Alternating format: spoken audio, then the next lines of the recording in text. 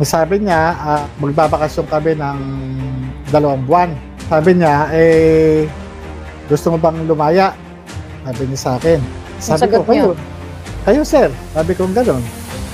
Ito ang wow trending. Abogado ni ex-PDEA Agent Jonathan Morales sumugod sa Senado kasama ang kanyang mga taga-suporta at mga kamag-anak. Gumawa na ng hakbang ngayon ang abogado ni Morales para mapalaya na ito sa kanyang pagkakakulong sa Senado. May mga lumabas kasi na balita na pinalaya na daw si ex-PDEA Agent Jonathan Morales. Sa mensahe ng anak ni Jonathan Morales kay Maharlika, sinabi niya na hindi pa daw nakalaya ang kanyang ama at si Senador Jinggoy Estrada posibleng makasuhan daw dahil sa paglabas nito ng PDS ni Morales at posibleng maharap sa paglabag ng Data Privacy Act of 2012 RA 10173 at mukhang mahaharap nga daw sa patong-patong na reklamo ang newly elected Senate Pro Tempore na si Jinggoy Estrada at ito daw ay tungkol sa Senate hearing ng PIDEA leaks na kung saan ay illegal di umano ang ginawa ni Jinggoy Estrada sa pagbulatlat ng PDS ni Jonathan Morales at ito nga din ang dahilan kung bakit nakulong si Jonathan Morales sa Senado. Ayon pa nga kay Attorney Trixie Cruz na mukhang hindi na tama ang ginagawa ni Jinggoy Estrada na isa publiko ang confidential data ni Jonathan Morales. Una, dahil ito daw ay paglabag sa Data Privacy Act na sumasailalim sa batas na dapat ay iniingatan ang anumang datos o impormasyon ng isang tao, kontrata at iba pang mga papeles at pangalawa, posible daw na illegal itong kinuha ni Jinggoy Estrada ang mga dokumento ni Morales dahil ito daw ay hawak lang dapat ng PIDEA at posible din daw na hindi ito dumaan sa committee chairman. Kapansin-pansin din kasi ang pananahimik ng dalawang senador na sila si Chiswis Escudero at Jinggoy Estrada at dahil nga dito sa ginawa ng dalawang senador na ito, bigo ang mga netizen na marinig sana kung paano nila gisahin si alias Picoy para sabihin ang totoo. Takot daw ang dalawang senador na mahalungkat ng taong bayan ang kanilang mga baho dahil nga ito ay kumalat na sa social media ang mga larawan nila kasama si James Kumar. Basa, kaya pala parang natataranta si Senador Bato de la Rosa at nagsorry pa kay James Kumar at campaign contributor pala ng presidente. Naku po, andito nakasulat, Candidate Marcos Ferdinand Jr. R. Posisyon, President, date received February 16, 2022, receipt number 25, name of contributor 1, Manjender Kumar, name of contributor 2, Kumar Manjender. Oh my God! At ito ang ilan sa mga komento ng mga netizen. Nilamon na si Bato ng sistema, isa siyang malaking graba, magaling kang pulis ka, wala akong masabi doon, pero hindi ka magaling na politiko. May kapalit yan ang pagdiin kay Morales ang mataas na posisyon sa Senado at baka bigyan ng pardon ni Marcos si Jinggoy Estrada sa pagiging convicted niya. Dapat na kasi ilabas na ang photo at video about ni Marcos yung mga cocaine niya na matapos na at dapat palitan lahat ng mga hinayupak na politiko na ito. Pansarili lang ang inuuna, mga makakapal ang mukha. Hindi na ako nakinig, nakakasuka na ang mga tao dyan, wala ng pag-asa, hawak nila ang kapangyarihan. Kapit, Jinggoy Estrada, nang may masandalan ka sa mga case mo, Mr. Convicted. Maybe Jinggoy is hoping for presidential pardon kaya okay lang na magmukhang gago basta masira lang niya ang credibility ni ex-PIDEA Agent Jonathan Morales. Sabi mo ba to, pakakawalan mo si Morales, hindi pumayag si Jinggoy? Anyway, last term mo na sa Senado at hindi ka na mananalo. Have time with your family. Sabi nila kung ano nangyayari sa labas. Napakalawak ng panawagan sa social media at ito marahil yung isa doon sa naging dahilan din, ano. Bukod din doon sa mga ano, no, doon sa mga tawag dito behind the scene na naging ano, no, naging ugnayan na ginawa nila Attorney Vic Rodriguez at sa na nakarating, ewan ko kung totoo na pinaabot sa iyo, ganon din yung kay Senator Jinggoy Estrada. So yun ang sabi lang sa akin ng pamilya ko, no, na yun yung kanilang nalaman. Na ako ay nagpapasalamat din sa kanila, no. Kaya talagang lahat gumawa naman ng paraan. At habang ako ay nasa loob din, talagang patuloy din yung suporta, no, na pinangunahan din nila Joey Cruz, nila Joey De Vibre, nila Sas Rogando Sasot, ng Hindi Mo Pera Yan group, na Yes. talagang hindi nila pinabayaan yung aking pamilya, no? Talagang kumbaga sa ano, talagang nakasuporta sila. Talagang hindi nga alam nung pamilya ko kung sino-sino itong mga tao na to na ano talagang gano'n ano. Kaya sabi na, ito ganito yan, may mga kumukontak sa amin na ganito, mga ano sila, ganyan. Pero sabi na, oo, may tumutulong. Ang dami mong kaibigan, maraming mga tumutulong. Na ano, yung iba nga hindi na namin nasasagot. Yun na, ano. Kaya sabi ko, talagang pasalamat talaga. At saka sa inyo, yung coordination nyo ng the third floor, yan nga, no, sila Yosek Marlon at Yosek Pam, talagang grabe. At saka ni Atty. Vincent Badong, ganun din sila Atty. Glenn Chong. Yes. Diba? Sila Atty. Harry Roque, yung mga ano din, ano, sila ka Eric, sila Panelo, sila Doktora Loren Badoy, sila ka Eric, diba, yung mga taga SMNI, yung mga full support ano sa'yo. dyan, oo. Full support yung mga, sa'yo. oo, yung mga staff ng SMNI, yan, diba, yung mga reporters, yung mga writers yan, ang dami, kundi, sa totoo lang, hindi ko man sila babanggit, pero ako yung taos puso nagpapasalamat sa kanila, yung aking mga kaibigan, na yan, sila Perdi Mag-isa, yan, sila Vic, ano, no, Bilyar, yung mga kapitbahay ko dito, sila Nora Cruz, yan, sila Elliot Cam, yan, marami dito, sila Christine, sila Ate B, yan, sila Donna, marami akong gustong pasalamatan talaga na, ano, yung ating mga kasama dyan sa PH Update, yung mga Brothers Traveler, diba? Ang dami. Yung So, mga, yeah. yun, Ang dami talaga nagmamahal sa iyo, Agent Morales. Ano? Siguro mamaya iba pasalamatan natin. Actually, yun nga, meron nag-timbre sa akin na, alam mo naman ako, maraming puting ahas, na i-release na nga daw po kayo, which is today, dyan sa Pilipinas. So ako naman, dun sa kausap ko, sabi ko, sure ka ba? Kasi baka mamaya, iulat natin dyan, chika boom boom lang, or hindi totoo. Sabi naman sa akin, yeah, at I believe na nasa process na daw, kaya ako naman inulat kanina. But ganun pa man, tawag dito, JM, babalik ako doon, balikan muna natin yung abruptly na, yun nga, na-contempt ka, na-contempt si Picoy, 'di ba? At pareho kayong ikinulong. Gusto kong maintindihan kasi yung galit no ng taong bayan nung time na talagang pinipilit ni Senator Jinggoy Estrada, which is nga, maganda yung sinasabi mo sa kanya ngayon, pero nung time na yun talagang grabe yung heated argument between you and him. At maintindihan naman natin yung sentimiento ng taong bayan. At even ako, talagang kulang na lang, lunukin ko talaga sila lahat ng buo. Kung pwede lang. Kasi that's my normal reaction as a human being at yung taong nakikipaglaban sa katotohanan. Pero gusto kong maramdaman, ma-share mo sa taong bayan, nung time na kinontempt ka na, di ba una si Picoy, ano yung unang naramdaman mo? Ano yung pumasok sa isipan mo kung maalala mo? Masama yung loob ko. Kasi unang-una, nandun lang ako bilang resource person at yung patungkol lang dun sa aking personal na kaalaman kaugnay nung pagtanggap ko ng impormasyon dun sa confidential informant. Ito yung, sabi ko nga sa sarili ko nagtrabaho lang naman ako.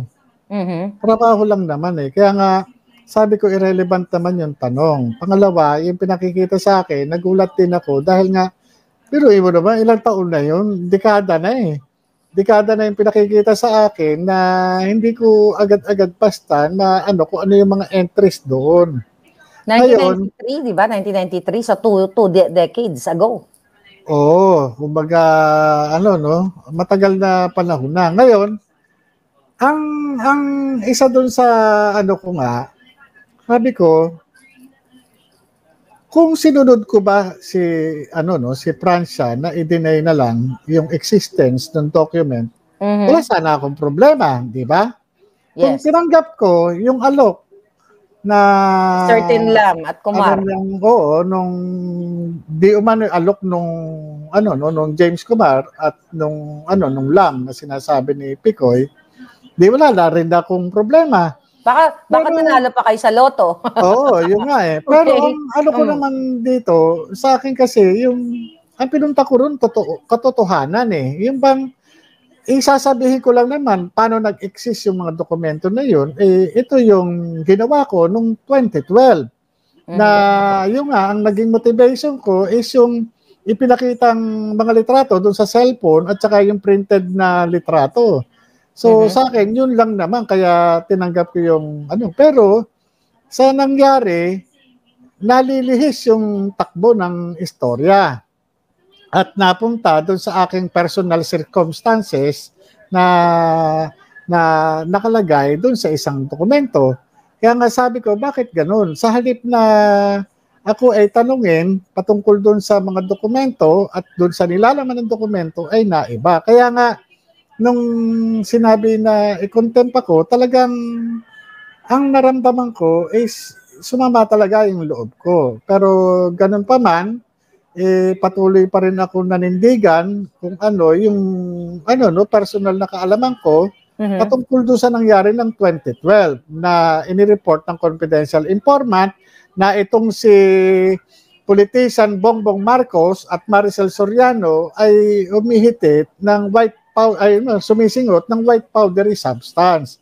Yun lang naman doon maliban doon, wala naman din akong pero ang nangyayari nga, nagkaroon ng paglihis doon sa tunay na issue at doon sa istorya. So yun yung sumama loob ko talaga. Yeah. So, JM, naisip mo ba kung ilang days ka magtatagal doon? Na-anticipate mo ba? Ano yung, syempre, pakadescribe mo sa amin. Ano yung itsura nung selda or kulungan sa Senate? Alam niyo nung sinabi na na i-contempt ako at i-commit ako doon sa sa selda ng ng Sergeant at Arms, isang 4x4 na kwarto 4x4. na wala siyang bintana. Pero doon sa pintuan na nasa siguro pantay ng mata ko, meron siyang isang butas butas na siguro mga 5 inches yung 4 inches yung lapad, tapos ang haba siguro mga 10 inches. So, ang parang bukas lang, silipan? ang Parang bukas silipan? lang doon 5 inches. Okay. O kakapraso. So, yun lang ang doon. Tapos may ilaw at may aircon dahil naman yung aircon doon, centralized. Pero nawawala siya pagkatapos ng office hours. So, electric fan na. So, doon sa loob na yun, wala siyang bintana. Talagang wala kang gagawin. Walang radyo, walang TV. Lahat wala. Wala, no? Made of wood ba siya o konkreto? Halo, concrete Halo. at saka plywood yung dingding niya. May kisame naman. Maayos naman siya, para siyang isang condo unit nga na pero walang bintana. Wala. Wala So, sa pero may mga reading materials na binurbay Wala. Ang nangyari, nagdala yung anak ko ng mga mga libro, yung mga libro ko dito sa bahay. Kaya yun ang unang-una pagdating ko ron, talagang may mga pagkain naman. Pero hindi ako nakakain nung nung gabi na yun, kinabukasan. Kaya tanghalian na ako nakakain nung dumating na yung pamilya ko. Okay. Yun nga, kung ikaw ordinaryong tao ka, mababaliw ka doon sa sitwasyon. Kasi nga wala kang wala kang ibang gagawin kundi mag-isip na mag-isip. So, ang unang ginawa ko nung nandun ako, nanalangin ako sa Diyos na sabi ko, pagkalooban mo po ako ng tibay ng kalooban, pagkatatagin mo po ako, ganun din ang aking sambahayan, na habang wala ako sa kanila, patuloy mo silang lukuban ng iyong mapagpalang kamay at ilayo sa anumang kapahamakan. Yeah. At yung ano, ang isa sa ginawa ko is yung tanggapin yung sitwasyon dahil kung hindi ko tatanggapin at lalabanan ko na ano, manghihina ako lalo lang masisira. Kaya number one na talagang hiniling ko sa Diyos talaga na na anuhan mo ko ng ano no, pagkalooban mo ko ng Lakas. lakas, tatag ng loob na matanggap ko yung sitwasyon. Kasi para ma-adapt ko kaagad ano kung ano yung nangyari. Kasi kung hindi ko ma-adapt yung situation, masisira talaga ako unang-una Kaya yun, Yeah. na-adapt ko naman. Kaya nga sabi ko, dala nyo kaagad ako ng kulambo, yung kaskasan ng paa, para at least Nagkakaskas kayo sa pa. Oo, Oo. ma-relax ako. Mm-mm. Ngayon, wala pa akong libro noon nung unang ano no, nung unang gabi. Wala akong libro. Mabuti na lang may nadala ako ng ballpen at saka ano, may papel naman doon. Alam nyo, ang mga sinulat ko, maliliit na letra, yung pangalan ng mga anak kong kumakahol. Yung mga anak ko, hindi ko naisip Yung asawa, hindi naisip Yung mga aso. Oo. Kasi, alam nyo, masyado ko silang naiisip. Kasi nga, kapag dito sa bahay, lagi silang nasa akin. Mga lagi naglalambing yan, mga Shih Tzu. Ngayon, ito yung sabi ko nga, hindi nagsasalita ito, hindi mo alam kung ano gusto, kung may sakit ba, may nararamdaman, kung nagugutom ba o ano. Yeah. Kaya, bukod doon sa kaysa yung tao, hindi ko naisip sila ang naano ko talaga. Anong ginagawa ko? Sinusulat ko yung pangalan nila paulit-ulit. Nakailang pahina ako ng bond paper. Nakalagay, Boogie, Britney, Bupi, Bambi. Boogie, Britney. Maliit, para kayo nagpa-practice ng ano, writing, ano? Parang writing 101. Oo. Ayan, Oo. Nawala lang. Masulat ko. Wow. Diba sinulat ko doon na para lang maano ko yung ano ko, no, yung mahalagaan ko yung aking ano, Yeah. no? Kasi kasi nag-iisip ka kung ano nangyari, bakit ka ganito, bakit ka ganoon, madidisorient ka madidisorganize ka. So kinakailangan ma-maintain mo yung ano mo, no? Yung high spirit, yung mental ano mo. Oo, tapos condition.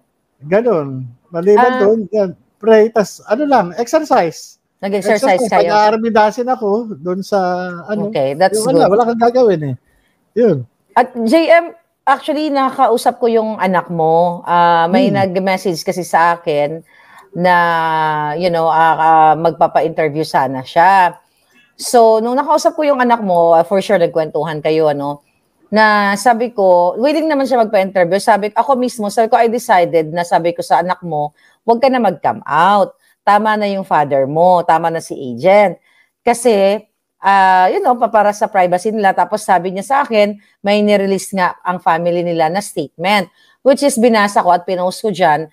Pero it's the same situation, the same concern or issue na isinulat nila doon sa kanilang statement na napagdesisyonan ng inyong pamilya etong paglabas mo talaga na pag-acknowledge o pag-confirm na ikaw talaga yung pumirma doon sa pre-op and authority to op.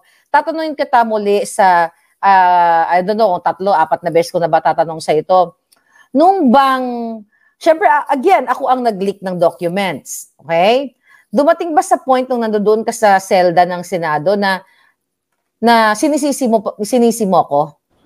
Hindi. Kasi unang-una, naunawaan ko na naintindihan ko na rin siguro yung purpose ng ng Diyos Kasi ako naniniwala itong mga nangyayari na to may purpose Noong una sinabi ko naman sa iyo masama ang loob ko sa iyo noong una, pero nakita ko na Nakita ko na yung yung meaning Nakita ko na rin yung Kaya nga yung second day nung dumating na yung pamilya ko at yung kinausap ako ng anak ko, sabi niya, Daddy, bakit ganito? Parang binabaliktad ka na nila. Diba nung una, diba nung pumutok yan, nung nilabas ni Maharlika yan, diba nag-usap-usap tayo na ano yan, nung makita na nga sa TV yan na ano. Sabi ko, oo. Bakit binabaliktad ka nila? Di ba, nung nag-usap-usap tayo, napagkasunduan naman natin, nasulatan mo nga yung ano, di ba, kami pa nga nag-ano, kung ano yung totoo at yung tama, yun ang doon tayo. Kasi wag ka na makikinig doon sa ano, kasi nung una pa lang, pinabayaan ka na nila, kaya ka nga na-dismiss eh. Di ba? So, yun yung, kumbaga sa ano, hindi ko rin ina-expect na ganun na pala yung damdamin ng bata. Sabi niya, hindi ako papayag, Daddy. Magsasalita ako. Sabi niya, kung kailangan magsalita ako sa media, sasabihin ko sa kanila. Kasi itong paglabas ng daddy ko, hindi siya may gusto niya, kami. Kami ang pamilya niya. Kami yung, kaya siya sumulat dyan sa PIDEA. Dala-dala pa nga niya yung ano, eto daddy, papakita ko talaga to, sabi niya gano'n. Yung sulat ko kay General Lasso noong April 7. Ito yung papakita ko sa kanila. Kasi alam namin ito. Sabi niya gano'n. Kasi di ba nga, nung magkausap nga kayo, di ba? O may kausap ka na taga PIDEA, di ba? Di ba, sinabihan ka pa nga na ano, i-deny na lang, di ba? O, di ba, ang ano nga namin sa'yo, kung ano yung tama, yun ang ano natin. Kaya nga, di ba, o 7, tinatanong ka pa nga namin kung ano na ang sagot ng PIDEA. Sabi mo, wala, mag-antay lang, mag-antay. Di ba, yun yung ano. Kaya, eto, akala naman natin, yung ano mo, sasabihin mo dyan, papakinggan nila.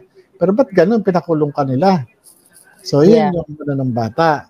So, sabi ko, di ikaw, kung ano, malaki ka na naman at nasa hustong gulang ka, di ikaw, basta sabi ko, basta wag ka lang wag ka lang magmumura o mag-aano yung kung ano man na masama. Basta kung ano lang yung nalalaman mo, ikaw, sige.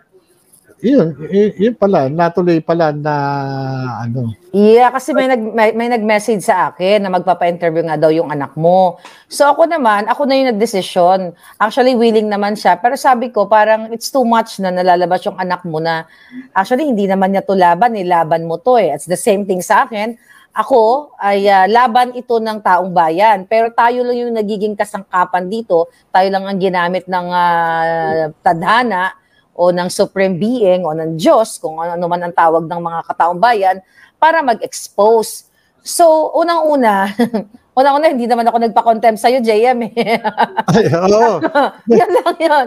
Diba? But anyway, gusto kong fast forward na tayo. Gusto kong balikan natin yung nasa day 1 na tayo kanina, yung day 2 na nakakulong ka. Ano yung feeling?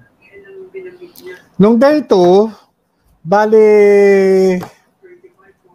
ganun pa rin, ano? Bali, yung nga, ang kinukwento nila ng pamilya ko, inaaway mo raw yung mga senador. At meron din daw umaaway sa'yo na netizens na sinasabi, kundi dahil sa'yo, hindi ako makukulong. Sabi ko, unfair naman ata yun. Sabi ko gano'n. Yung tao may natanggap na na information sa kanya, ang gusto lang niya ma-expose yung nagkataon lang talaga. Siyempre ako yung pumirma, ako yung gumawa, ako yung investigador nung time na yon. So siguro kung yan ilabas mo naman yan at ako naman kung ito kung titingnan natin kung hindi kalooban ng Diyos yan, nilabas mo yan. At ako naman, nandito, pakialam ko dyan, wala yan, hindi totoo yan, hindi ko pirmi yan. So, tapos yung kwento. Diba? Ganun lang naman eh. Kaya lang, siyempre, nagkaroon kasi ng divine intervention eh. Kung sa akin, sa sarili kong level lang, madali ko naman, wala yan. Diba? Pero bakit nakonsulta ko yung pamilya ko? Diba? Nakonsulta ko yung pamilya ko na nagkama kami doon sa solution na hindi, ano mo na lang kung ano yung tama, kung ano yung totoo, ano ba totoo dyan, di ba? Una nga, sinabi nga ni Commander, ano ba sabi ni Francia? I-deny na lang daw. Deny mo na lang, pero bigla siyang, hindi ka ba mapapahamak? Di ba? May ganun eh. At saka, from April 2 to April 7 na nagpasya nga na sulatan na lang yung PDEA, biro mo, ilang araw yung nagkaroon ng ano, di ba? Nagkaroon ng parang ano bang maganda rito, ano bang ano, di ba? Nagkaroon ng ano pag-iisip Among tao bayan nagising na meron pala tayong isang bangag na presidente na noong 2012 ay dapat i-raid mo. But ganun pa man, fast forward ko na, no? Gusto kong day 3, ganun pa rin ang pa-feeling mo. Anong nangyari ng day 3? Day 3. Ito yung nagpunta ng gabi, no? 22. Noong 22, May 22 ng gabi, no? Siguro 8:40 o 8:20 siguro. Okay. Nagulat ako, gabi na papahinga na rin ako noon nagbabasa ako. Kumatok yung ano no, yung guard, yung bantay, yung sundalo. Okay. Kumatok, sir. May bisita po kayo. Nandito po si Senator Jinggoy Estrada. Tayo ako. Pagbukas ng pinto, sumaludo ako. Sir, good evening. Kumusta ka na? Sabi niya gano'n. Kumusta ka na? Si Jinggoy to. Senator Jinggoy. Gabi, okay. Sabi niya, kumusta ka na? Sir, mabuti po. Tapos, dito ka ba natutulog? O ano, pinakakain ba to? Siga pa rin ba siya o mabait na siya nung gabing yon? Okay naman. Ano cool. Siya? Cool. That's good to know. Ano naman. Tapos, kinamusta niya ako. Tapos, tinik niya lang yung mga, yung kwarto, yung kalagayan ko doon. Tapos, sabi niya rin sa mga kasama niya, yung mga Senate staff, nandun din sila General Angkan, doon sa, Saka may mga, ewan ko kung media yun o ano niya. Tapos, sinarado niya yung pinto. Sabi niya, dyan lang muna kayo sa labas. Mag-uusap kami ni Morales. So, humila siya ng upuan at magkatapatan kami. At nakita ko naman sa kanya yung gesture niya. No? Sabi ko, bihira yung ganong isang pagkakataon na makikita mo yung isang senador ng bayan na nagpakulong sa'yo. Dadalawin ka, aalamin yung sitwasyon mo, yung kalagayan mo. At sinabi sa akin yung sitwasyon na sabi niya walang session at magbabakasyon kami ng 2 buwan. Okay. Sabi niya ganon at ang sabi niya gusto mo bang lumaya? Sabi niya sa akin. Sabi ko, kayo sir, sabi ko gano'n. Kasi ganito, no? Ang ano lang natin dito, kasi siyempre, nagsinungaling ka doon sa iyong PDS.